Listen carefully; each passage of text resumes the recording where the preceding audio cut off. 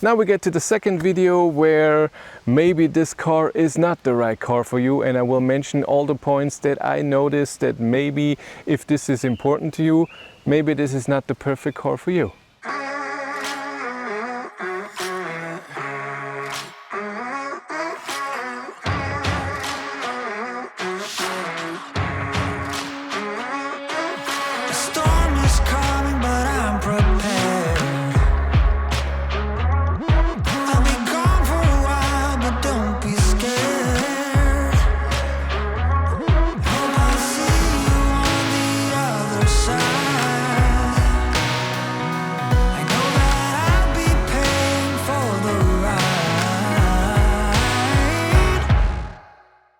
Most important is comfort. I said in the other video, this is a very sporty car, and yes, because of this, it's not very comfortable. The suspension is better than in the old Model 3, but it's still bumpy.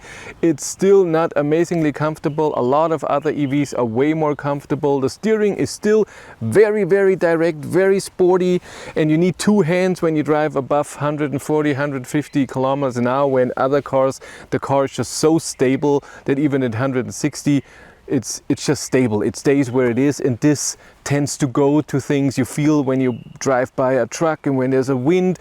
It's again very, very sporty, and that's what it's made for.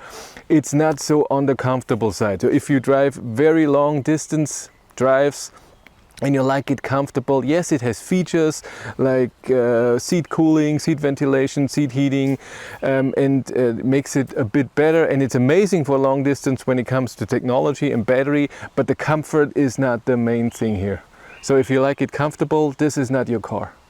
Second, if you don't want to be distracted while driving, maybe this is not the right car for you, because you don't have a head-up display, you don't have a cockpit. If you want to see the speed, you have to look on the screen. That means down and right. If you want to change something, you have to do it on the screen. If you have to do wipers, if you have to put in the gear, if you have to use the indicator, everything is a button somewhere. It's not the normal stalks that you used to. When you are in most of other cars and you want to put in the gear, you don't have to look. You know where it is and you know where to turn it. Here you have to look on the screen because you have to get to that car and swipe it up for forward, swipe it down for in reverse, and tap it for parking. It's not a big deal, but it doesn't make it better. The same for the indicator. Yes, it's a button on the steering wheel and it's not a stalk. It doesn't make it better. You still have to look. Yes, after a while you get used to where it is, and it's not a big deal, and you can keep your hands on the steering wheel, you can say that.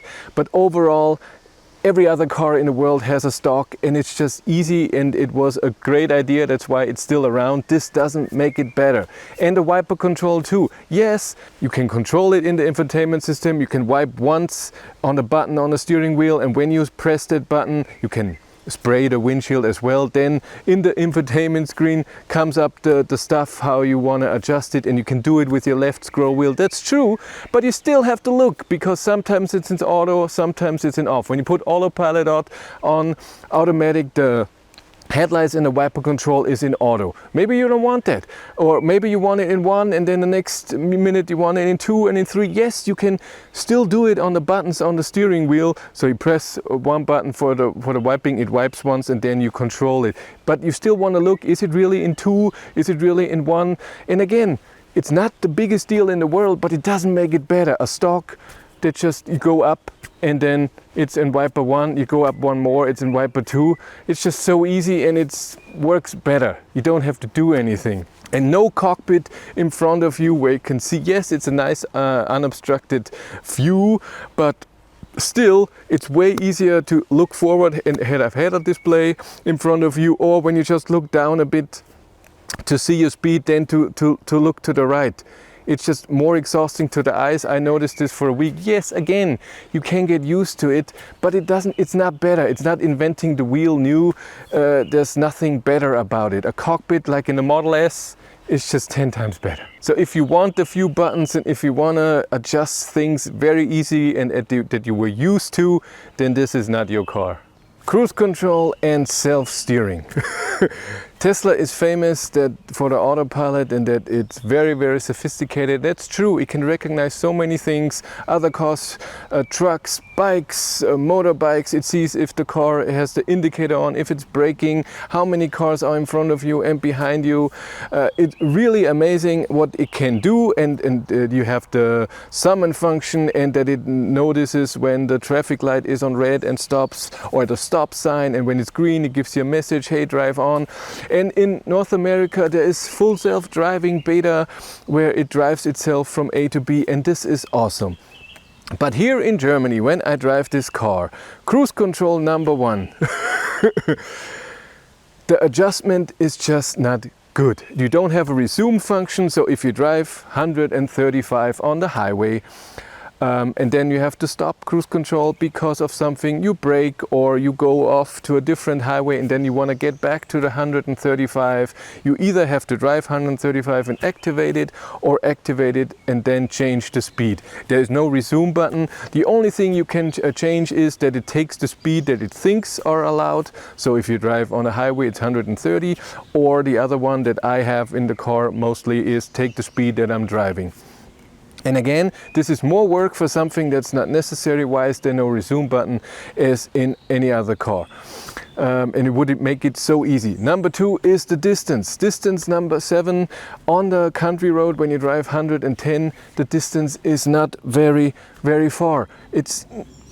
I would want it a bit further away from the car in front of you. On the highway at 130 it's fine, but on country road with 100 it's not, the distance is not enough. And number 3, I had the ghost braking a few times where the car thinks there is something even though there's nothing. I was driving by other cars parked on the side, or going to a different highway, and I was in a different lane and it started to brake. Not in a horrible way, it wasn't a full brake, but it slowed significantly down. And then of course what's going on, what's happening, and then you have to speed up again. And that happened a few times in the 2,000 kilometers that I drove with this car. And again, this is something I don't notice in other cars. Again, this is very sophisticated, but it has its problem. When I drive a long left corner on the highway and there's a slower car on the right lane, I'm on the left lane, it thinks this car is in front of it, even though it shows you the lanes and that you're not in that lane, and it slows down and it gives you a warning, hey, you're crashing into this. I have this with some cars. I had this in a Volvo, I think, and in something else. I just can't remember, but that happened in other cars as well. I think Ioniq 6. And then there's the autopilot. Yes, again, very sophisticated, knows a lot of things and does a lot of things.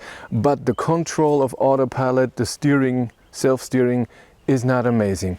On most other cars that I drive, when the auto steer is on and I want to adjust it a bit, I can do it. Here, it fights against you. No, you're not driving somewhere else, you're driving here. And if you do it too much, it turns autopilot off. I had it a few times to drive on the highway and it would steer crazy for no reason that I didn't understand. There was nothing, it was just a normal highway, and it scared me to death. It was very scary. I had to slam on the brakes, and a few times on the highway there were, for 100 meters there were no markings, and then again it didn't know what to do and it steered like crazy. Any other auto steer function just goes on, and then maybe if there's no marking for a while it will turn it automatically off. Hey, there's no lines, you cannot use auto steer or something like this. This kept it on and steered in a weird way that wasn't good. It wasn't nice. I didn't like it at all. So if assist systems that are comfortable and work well in a comfortable way, if this is what you need, this is not your car. If it is important to you how you interact with the car when it comes to parking, especially in reverse, then this car is interesting. View outside of the back is not very good. The rear view mirror is very bad because the rear window is very high, so you see far back but not what is close up to you. So the first 20-30 meters behind you, you cannot barely see the car behind you. You can see up to here. And when you reverse, the side mirrors are also very small. It's not very good. You have nice cameras and everything. If you park, it's really awesome, and you have a 360-degree view, but not a camera. It just shows obstacles, and that's sometimes good and sometimes bad. For me it's mostly bad because, for example, here with the grass, it notices that there's an obstacle, but you can't see in the 360-degree view if this is something hard that can hurt the car, or if it's just grass like here. And in other cars where I have a 360-degree camera, I see the color. This is green, this is brown. I know with the backup camera and with the mirrors there's a wooden piece, and then I know it's brown, I know I'm getting closer to it. And here you see that you're getting closer to something but not what it is, and I don't like that. It's not a nice thing to see. Yes, again, it shows you the side cameras when you're in reverse, you have a rear view camera and the side mirrors, but altogether it's not amazing when it comes to this. I'm not 100% sure with the parking with this car. So if an unobstructed view to the rear is important to you, this is not your car. But maybe those things are not very important to you, and then this still can be a great car for you, and I'm happy for you. Go enjoy it. It is an amazing car. But if those things are important to you, maybe you should look somewhere else. Maybe this is not the perfect car for you. But as always, don't take my word for it.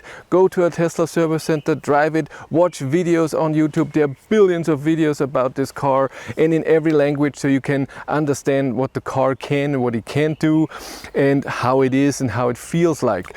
So test it out and then make your own decision. If you want to follow me on Instagram, BradyWillF1, and if you want to support the channel, there's a Patreon link in the description below, and here on YouTube there's also channel membership. But that's it for me. Thank you very much for watching. Have a great day and take care. Bye.